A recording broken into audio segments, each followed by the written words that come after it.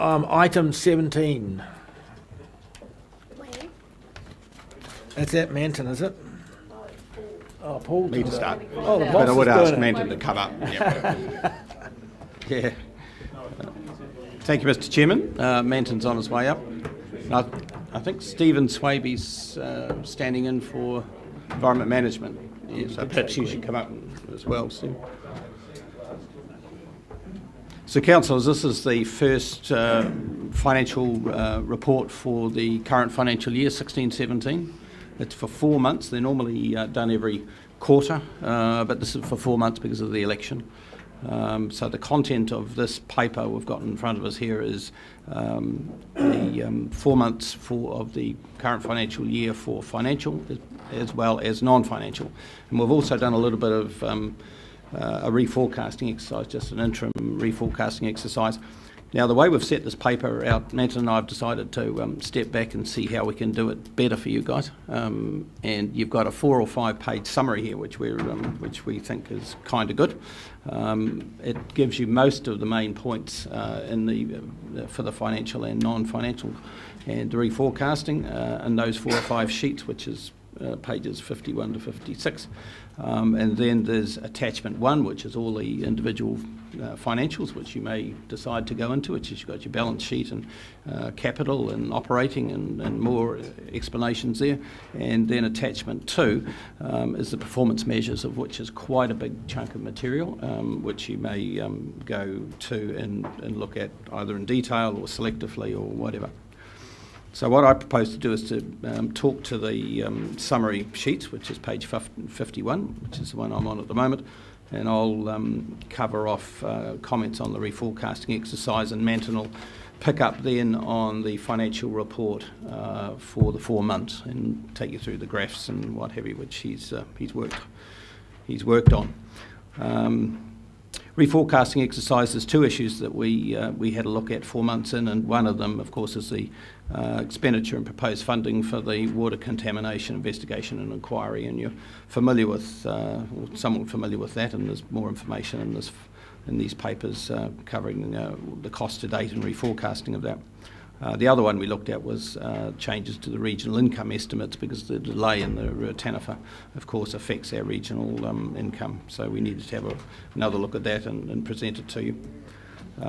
This is an interim reforecasting. There is a major reforecasting exercise done 9 months into the financial year, reported always in April. So April 17, you'll get the big reforecasting exercise that will actually look at all the groups of activities. But this one just looks at the 2. I'll talk briefly about the water contamination and investigation inquiry. A report went to Council on the 28th of October, setting out what we believed the costs and recommended funding were for the investigation component of the water contamination issue, and also the inquiry component.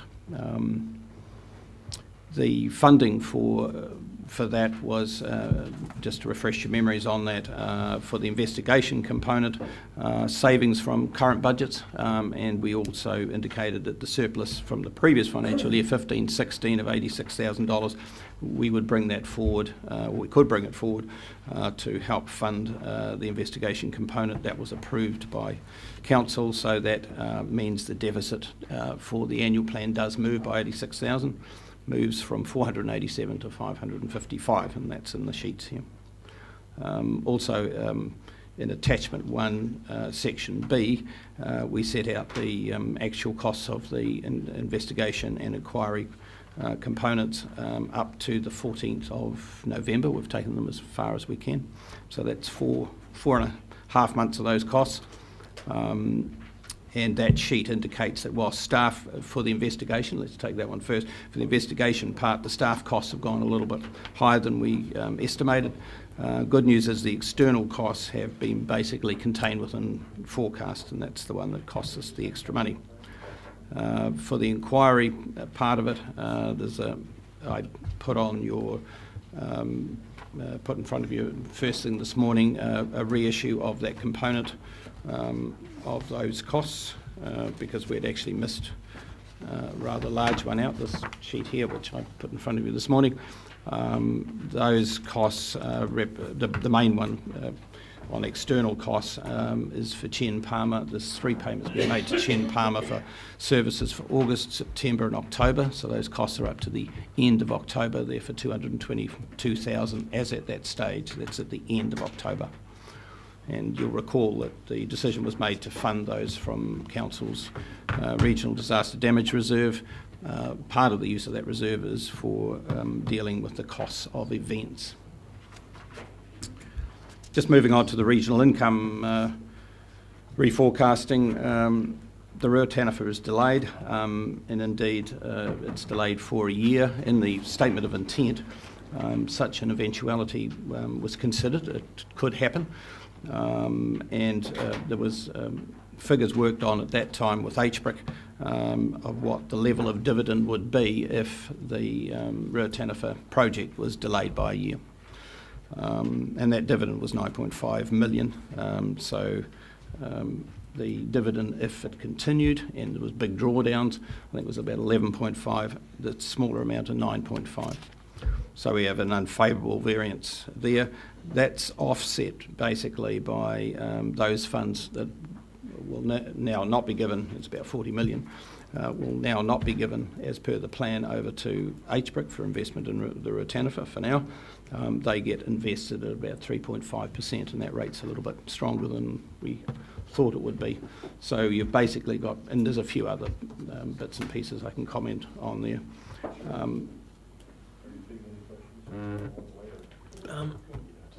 I'm relaxed on that, yeah. Yeah, that's the council report. Okay, Yes. we will if we, Yeah. yeah, we'll take them on the way. Just this number 6, I'm not following the way this is written. It would appear you use the same 9.5 million twice to, on page 51, Yeah. number 6. There's an unfavorable 2.3, but there's a reference in the first line to 9.5 million, and then Yeah, it would imply that there's a change, but then you repeat 9.5 million. I think you just might have said 11, maybe one of those numbers is 11.5? The dividend is less. Yes, it is. That's the point. It's unfavourable. The dividend is unfavourable. The annual plan preparation, at the time of the annual plan preparation, we had a figure in there of about 11.5, and it's been reduced to 9.5. I think Councillor Belford, are you alluding to I've repeated myself? Yeah, I think I may have. Well, it's really simple. Just to explain it, and so you're right, Councillor Belford. It's an incorrect statement, but the difference is that there was the forecasting assumption, the budget assumption was that the Ruataniwha would be going, the capital would be over there, and there'd be a dividend offset from the port, whereas there's not the dividend offset from the port is less because the capital is not over with HBRC and the RWSS, and in turn you're still accruing interest income that you didn't budget for, and now you're flowing that into the forecasting, right? Yep. So it's just it's neutral in terms of the budget, Paul. Largely, Yes, it is. correct? Yes, yeah. But you're right to raise the question because it's not correct the way it's stated. Okay. Right. Apologies for that, but the good news is that it's neutral. Yeah, it's neutral. The unfavourables equal the favourables. So at this time of the year, it's important to do that because the question would arise: what impact on the HBRC dividend levels? What would be the impact for less money going into the Ruataniwha? So we'll work that out so the effect is neutral.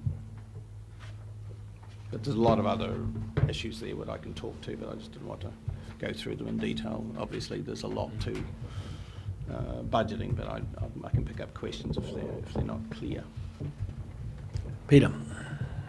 Thank you, Chair. Paul, this is on page 57, operating account. Almost every time I see these types of statements, you get income at the top and then you get expenditure at the bottom. And this is the opposite way around, but not only that, it's not called expenditure, it's called net funding requirement. Is that modern financial terminology, or have you just invented it, or what? No, it's been around for a while, net funding requirement. But what that gets back to is the expenditure adjusted for such things as the targeted rates. So you get down to a net general funding requirement to run the groups of activity. And indeed, if you want more detail, and there is lots of it, these huge turnout sheets actually give you for each project the expenditure and revenue and the types of revenue. It's, I'd just make an observation, Peter, that you're, in a sense, the accounts that get presented in local government have their own language, and whereas if it was a commercial set of accounts, you'd have different language. That's really essentially it. And the other thing is that it's like really you've got your revenue line and your expense line essentially, but it's the language and the terminology that's a little bit unique. And I think that's a fair question, frankly, because could it be more easily presented? I suspect it could be. Yeah, just a couple of questions through Chair Paul, or a statement, I think. Page 67, accounts payable. I'm always interested to know that we're paying our accounts on time, and I see nothing in the notes to say whether there's any days. It's my background as a debt collector. Fair enough. Background as a debt collector. We're a pretty reliable creditor. So it'd be nice in the next report if something that was included, just to say that everything was all up to date. On page 60, I've got a couple of questions. Page 68, point number 5. Total cash equivalents and financial assets have decreased $16 million. I can't actually see where that comes through on the balance sheet movements. I'll get And mentioned while you're doing that, on exactly the same question, I want to know why it is on it says here payments to HBRC, I get that, but payments to ACC, I thought they were paying us. So can you explain to me why we're making these payments to ACC? I'll get Mr. Collins to do that. Answer Paul's one first, I think. So it's quite different to that. Okay, we'll deal with each one. Right. Yeah, because Manton is over this. Yeah, throw it to me, that's fine. Right, first question was cash equivalents. That's right. So there's 3 sections, and this is very accounting jargon, I'm sorry. Basically, it's all of our funds that we hold in the bank, if that's term deposits or current accounts. We have to split them up into 3 sections, cash being under 90 days, current being between 90 and a year, and over.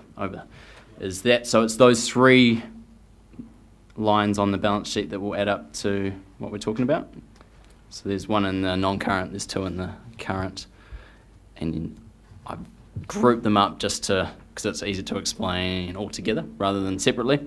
So effectively what it's saying is that we've had this much cash at the beginning of the year, now we're at a different level, the difference being the 16 mil. So hopefully that's your question answered. So that's kind of generally how we track that. And I'm sorry, I'm aware that this is kind of how we usually do it, but I probably need to explain it a bit more. But yeah. Second question is what is making up the 16 million, and it's a huge number. So we have. Sorry, I probably should have chucked a bit more information in there, but we can do that now.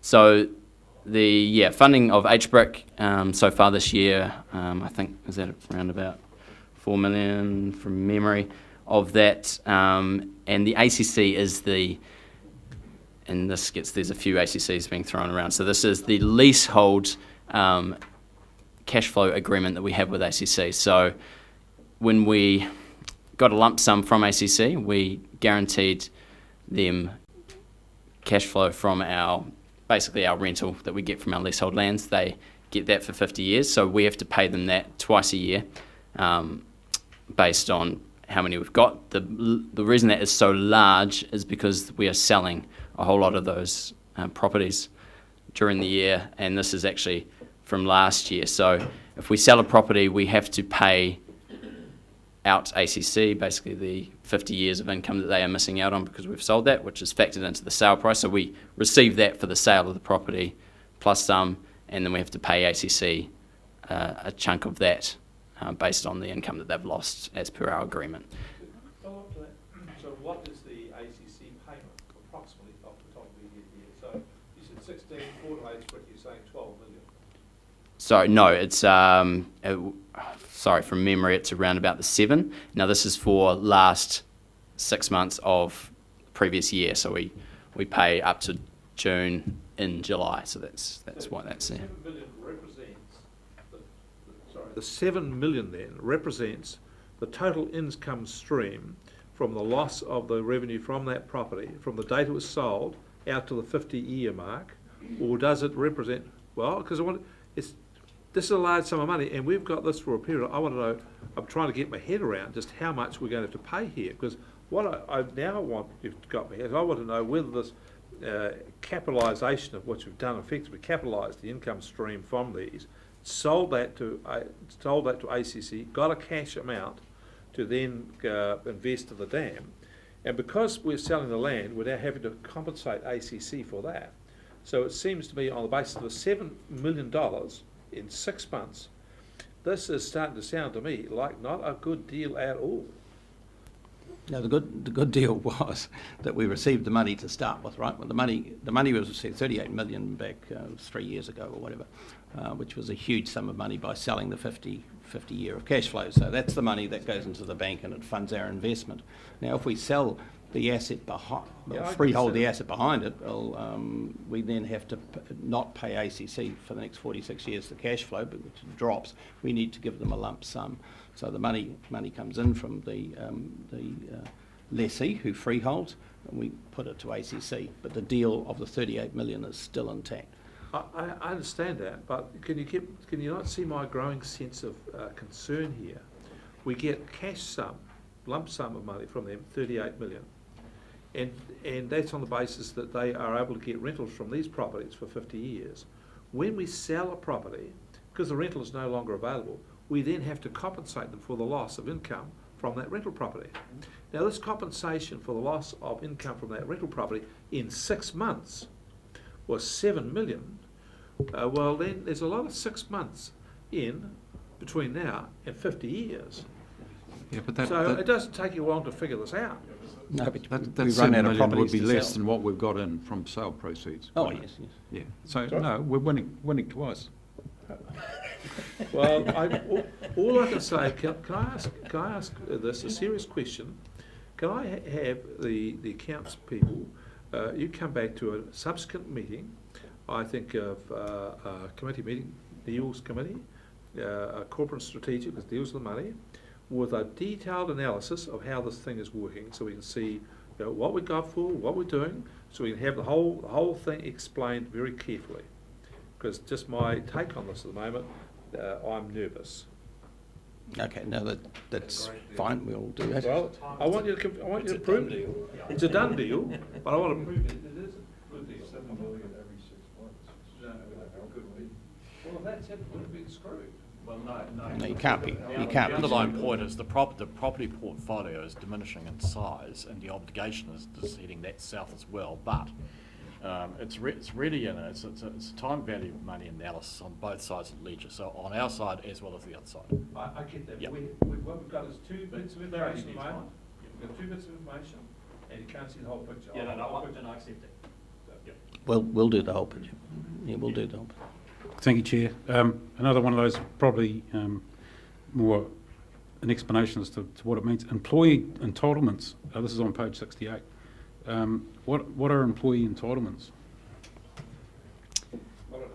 Yeah, so but effectively it's a holiday provision, so people obviously collecting holiday, taking holidays, it goes up and down. Sick leave provision to a certain extent, so we do a calculation to work out, a provision for sick leave. Obviously not all of it's paid out or anything like that, but get an idea, and there's a little bit of long service leave still in there. So And all that's going to stop very soon. Supplementary question. I think Paul's been reading my notes. I was on exactly the same thing. And what I can't understand here is how you've reduced them by 500,000 by reversal of end-of-year accruals. So is this meaning that you have provided for a certain amount, and then at the end of the year, not all of the things that you provided for came to pass, and you're simply readjusting for a notional idea?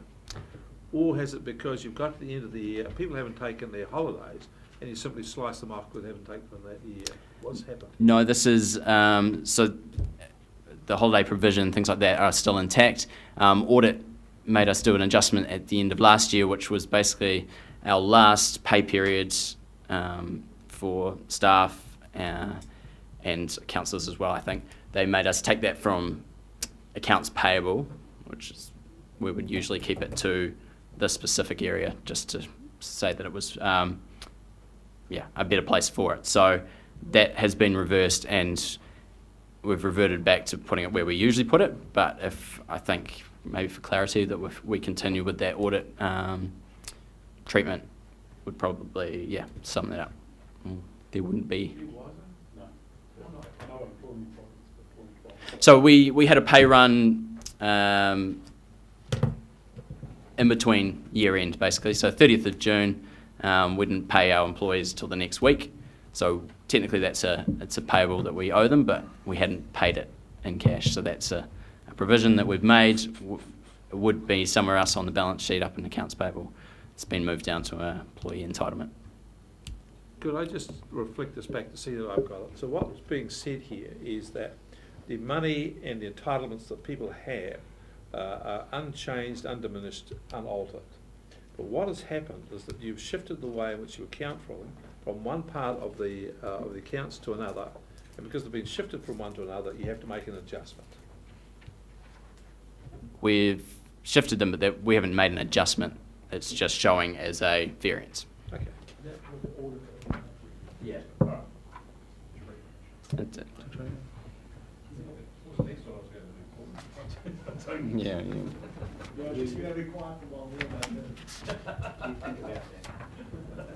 Mr. Chair, I wonder whether I could ask Paul, when considering your item para 4, water contamination investigation,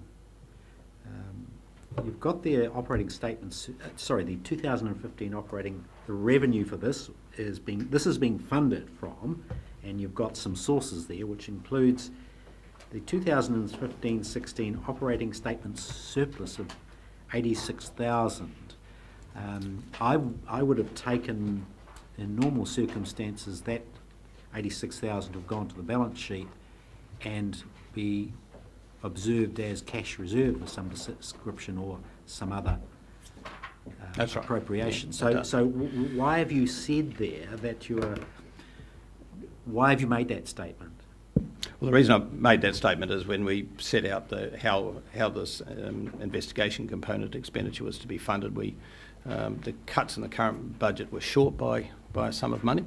I set out in that paper that the previous financial year we actually made a surplus, so we ended up with some cash, which you say goes on the balance sheet, goes into our reserves, and I'm saying that if council could use that in order to fund it. So a more accurate statement would have been from cash reserves. Would that be, in terms of funding this particular item? No, you're right, councillor, but I did want to link it back to why I was recommending taking it from cash reserves rather than take the whole lot from cash reserves. That's fine. Mr. Chair, if you could indulge me a little. Can you give me on, this is on page 65, which is section B, water contamination investigation. Can you give me the updated figure? I understand you've presented a late account from May Chen, I think. Or can you confirm that the latest account includes that those invoices, and that the 331 is in addition? Do we add 223 to it, or we add 223 to it? There's two sheets. There's two analyses. There's under section B, page 65 analyses the investigation. So you see there section B, water contamination investigation, and the next sheet on page 66 is the water contamination inquiry. There's two different expenditures and two different funding sources. As per that October paper. Now the page on page 66, councillor, I've handed out at the beginning of the meeting a revision to that. So you're saying that the total cost of the investigation and inquiry is 331 plus 272. Is that how I read that? To date. So that's over $500,000. Up to on the that middle of November. Sure. And I'm just trying to get my head around this reporting item and this reporting process, because we've got non-narrative, or we've got narrative performance as well to consider as a part of your financials. I wonder whether the Chief Executive could help me with the narrative around Section B. And the question is, we've spent $500,000 on this. It's obviously produced a whole bunch of reports and stuff. What have you done with it? Where's it gone? What's the status of it? And what else do we need to know about it? Okay, so I've got Stephen here too, if we get a wee bit more technical, Stephen, in this particular process, but and to be fair, I might call on Liz a wee bit in this discussion as well, because I've come into the process partway through it in reality. But the first point I'd make is that primarily the technical investigation, Stephen, is all but finished, bar a wee bit of work around further dye testing, well integrity issues. That would be correct? That's right, yeah. Okay.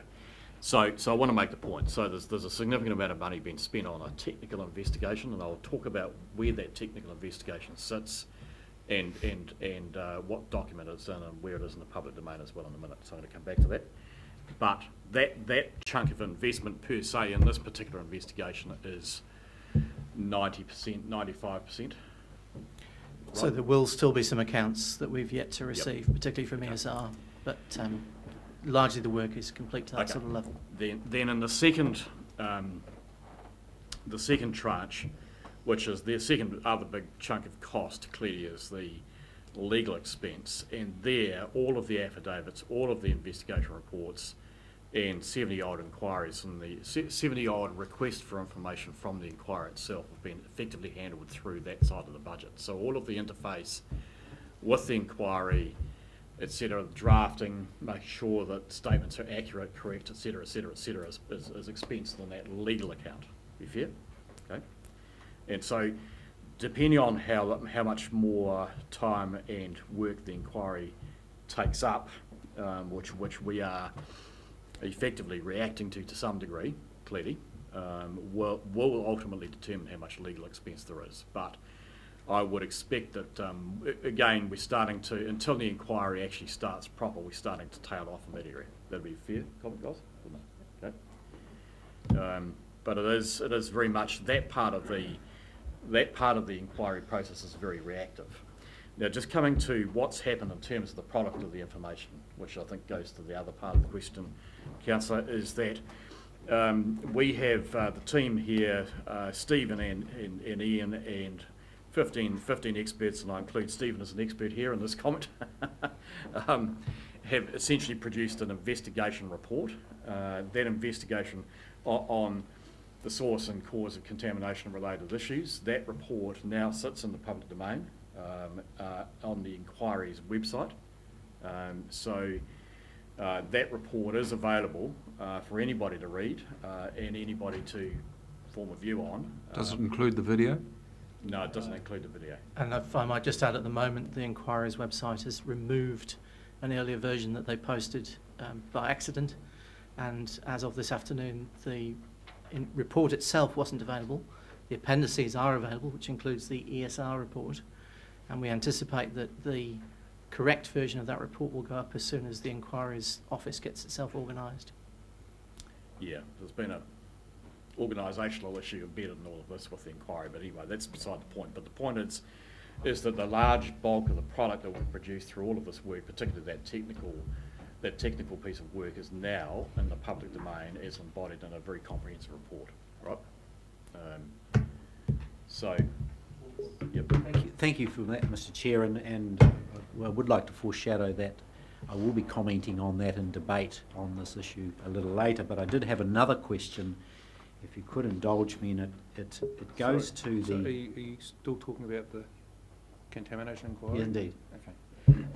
It goes to the narrative report that we've got, and my early discussion with Mr. Wright.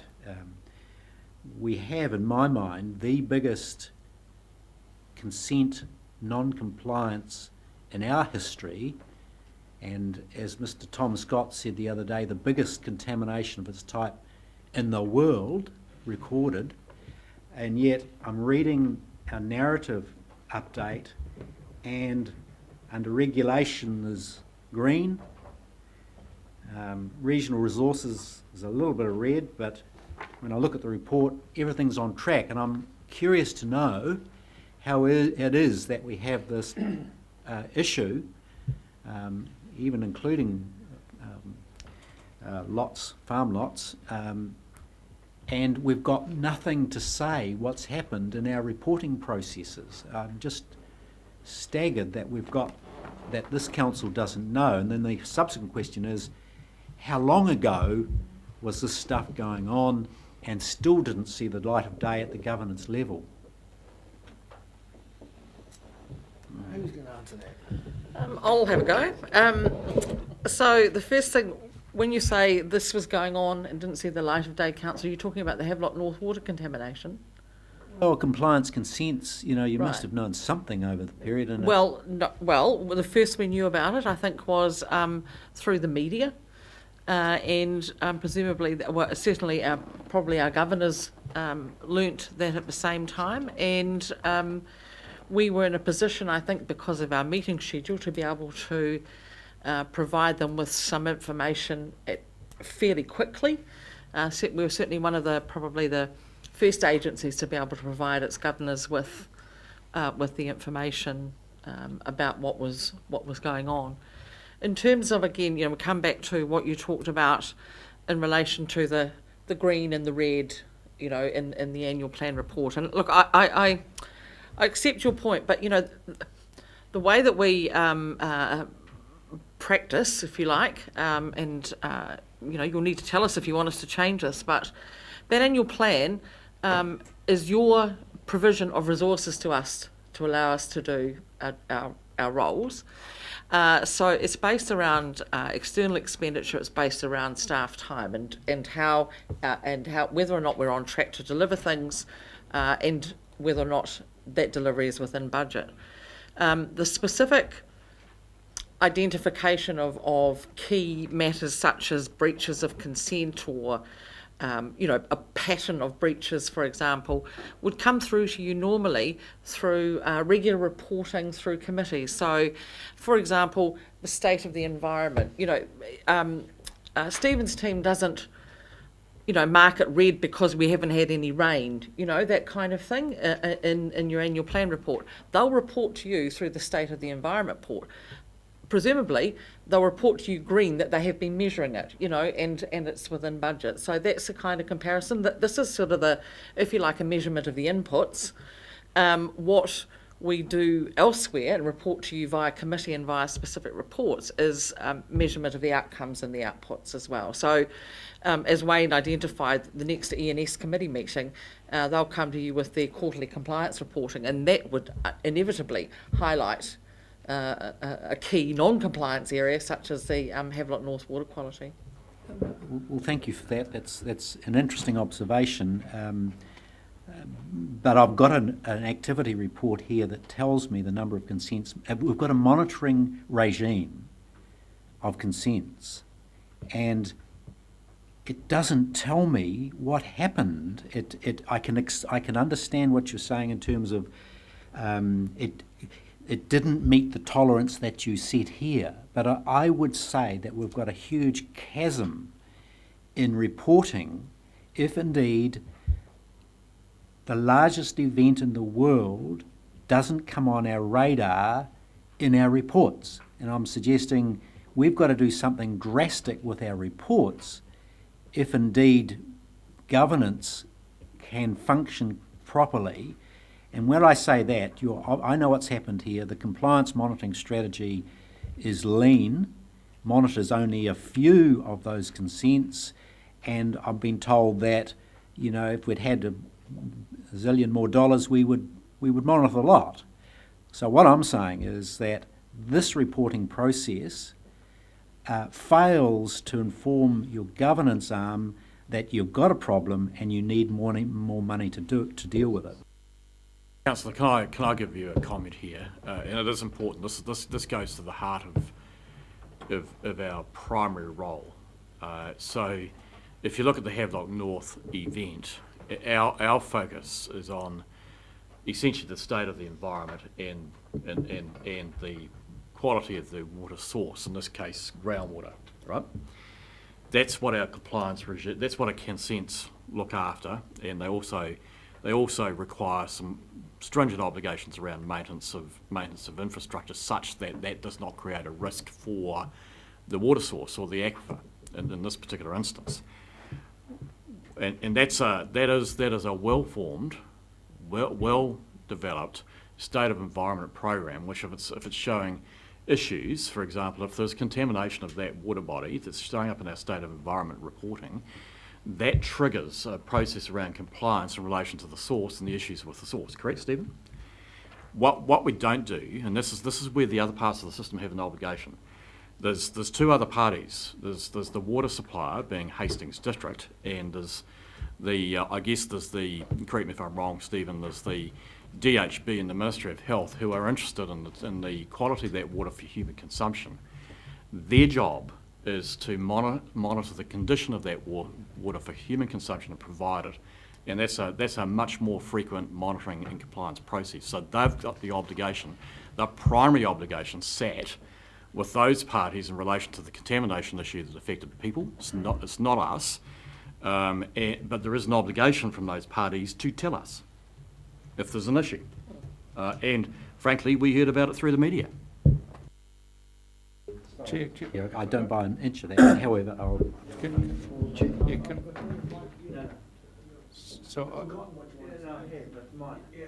So I want to go back to the numbers on the water contamination inquiry.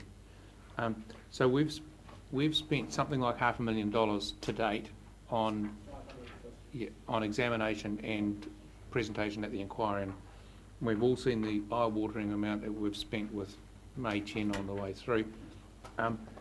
This can't have been budgeted because nobody could have anticipated back in June that this was going to happen. So I just want to understand under what delegated authority this expenditure gets made and what constraints, given that it doesn't sit with us to do this, it seems, what constraints there might be sitting around how much you spend, how you manage it, whether we get any input into saying we think you're spending too much there or whatever. It's just, I mean, this is just like a huge explosion that's happened that nobody seems to have any control over. Before you answer that,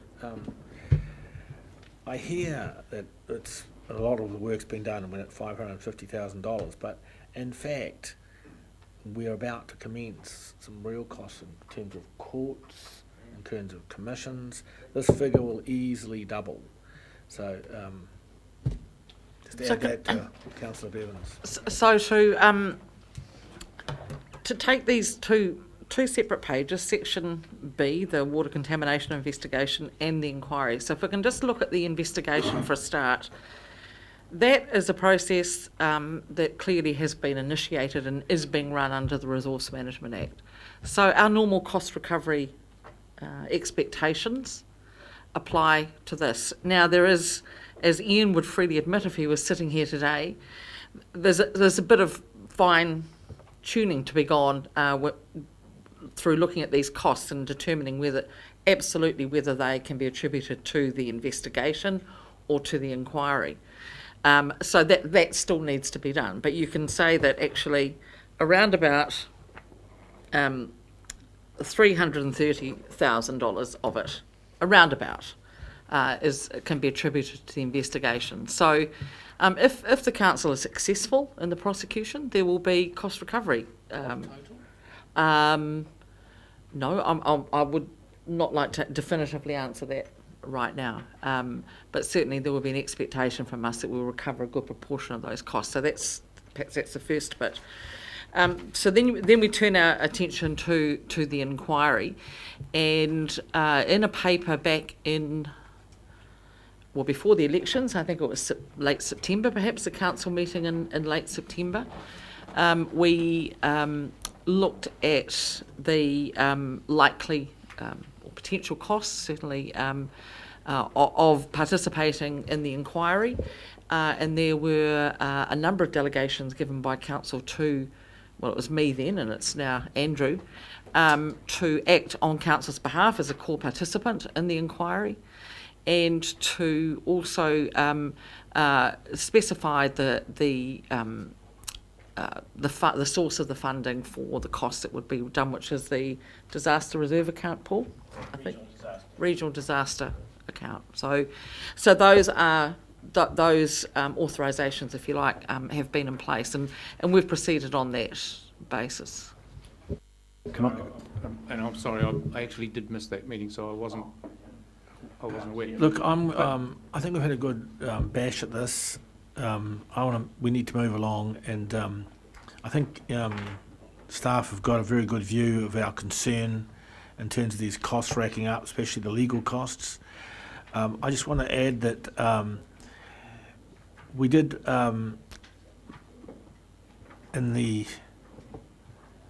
an opportunity of sort of combining of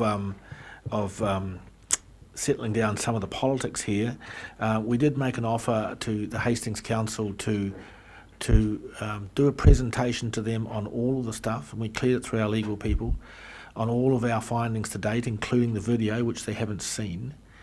And some of us thought there might be some value for their councillors to understand where our scientists were coming from, what they had found, and just put the issues in front of them, just might calm things down a bit. But the offer to date has been turned down. So, Great.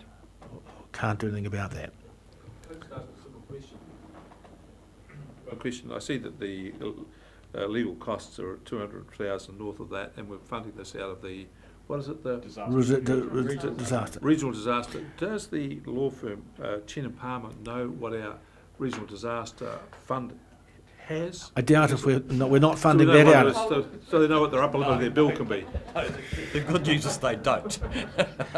and can I note too, and it's a clear issue that we need to manage this stuff as best we're able. And I share your concerns around legal fees. I've had plenty of experience with that in the last few years.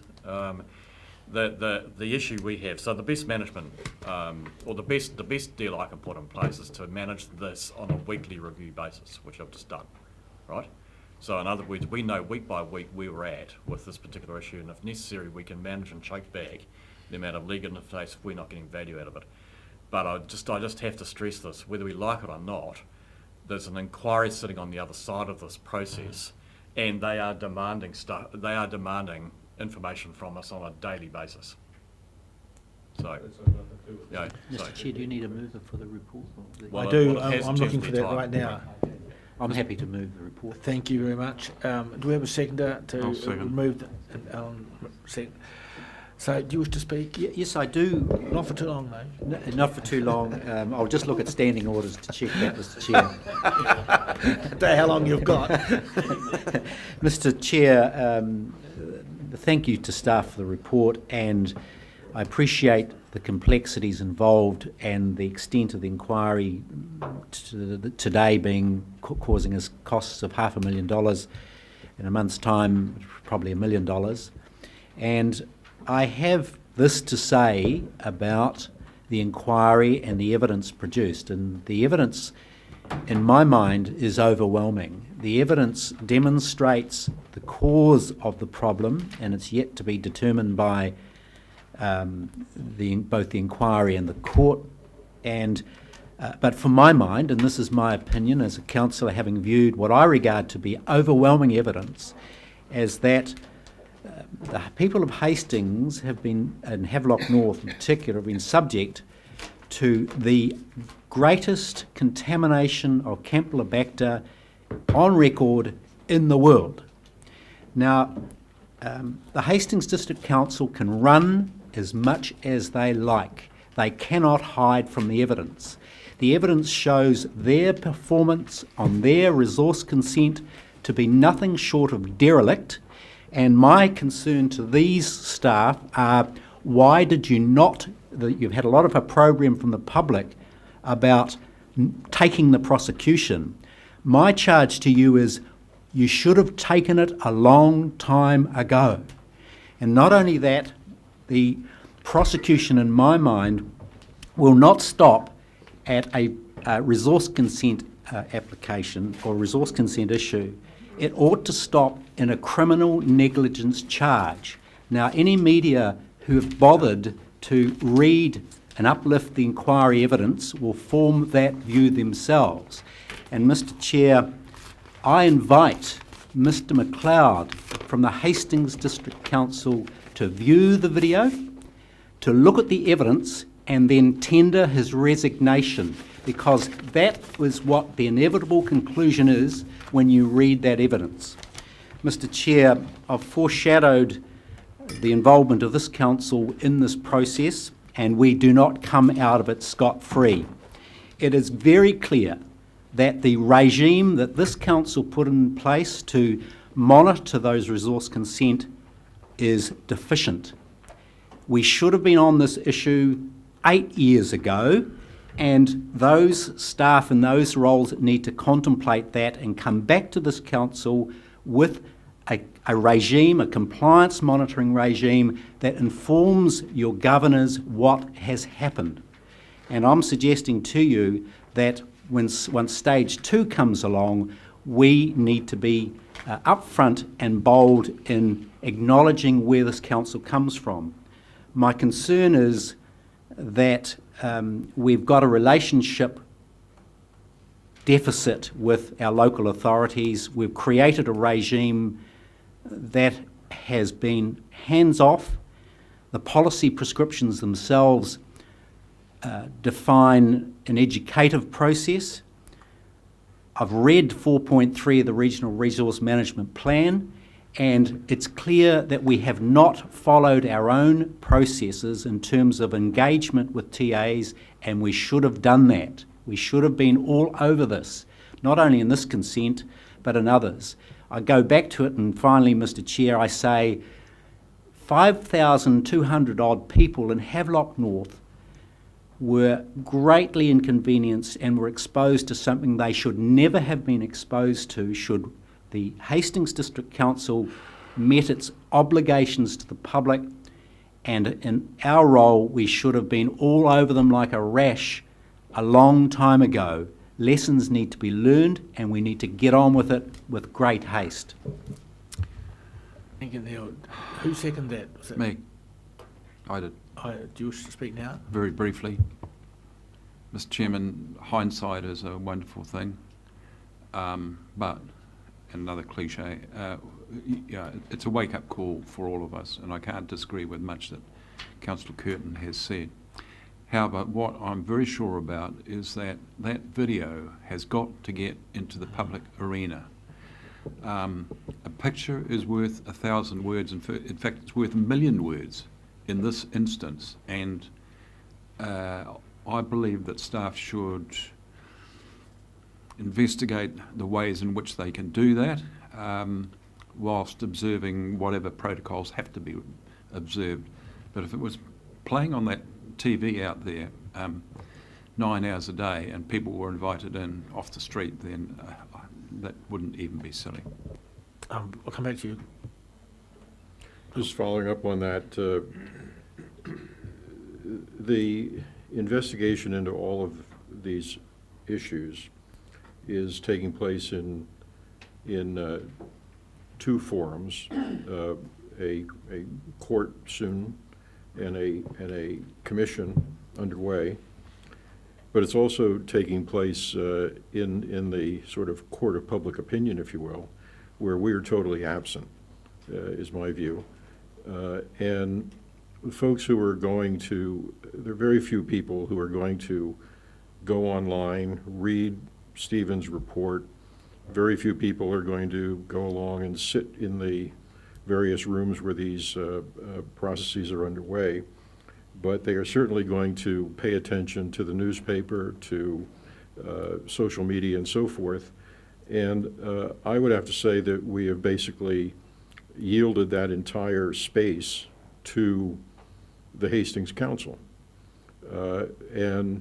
Having gone to the press conference that the Hastings Council conducted on, I guess was Monday, I'm not sure, Monday or Tuesday, Monday I guess it was, they are very good, very persuasive at putting forth their view of what's going on, what's right or wrong about the investigation as it's being conducted and so forth.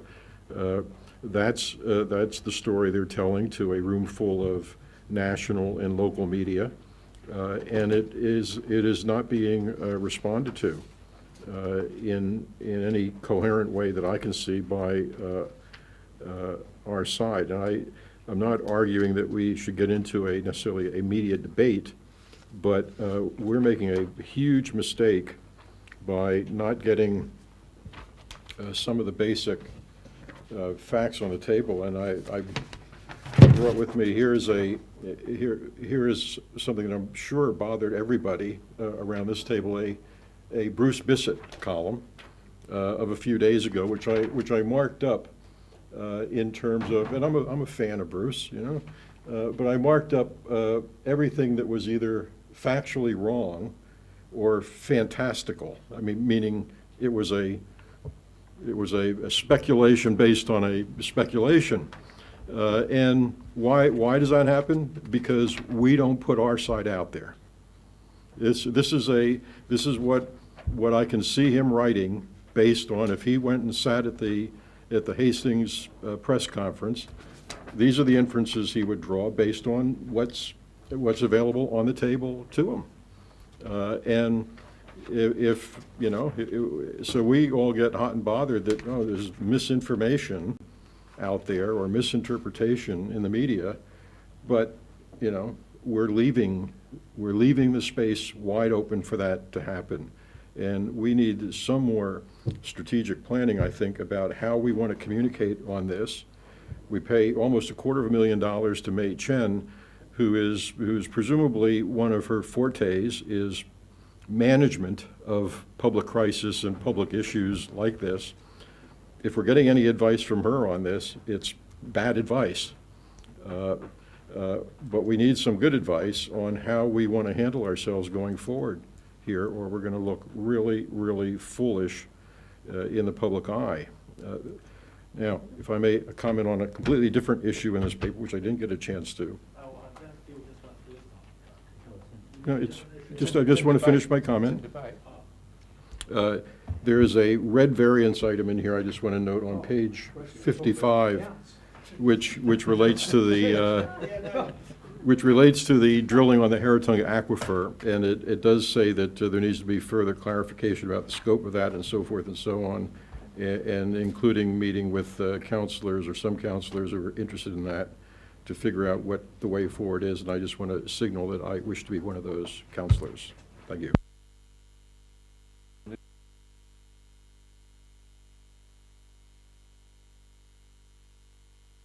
A set of accounts, and with respect, we have drifted off over a whole wide range of topics. If we wanted to discuss the inquiry, there should, in my view, should have been an agenda item. We should have been able to focus on it and had a coherent debate on it.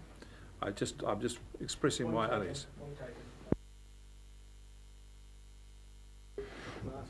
I'm going to take Councillor Barker's comments on board and only talk about the financial statements.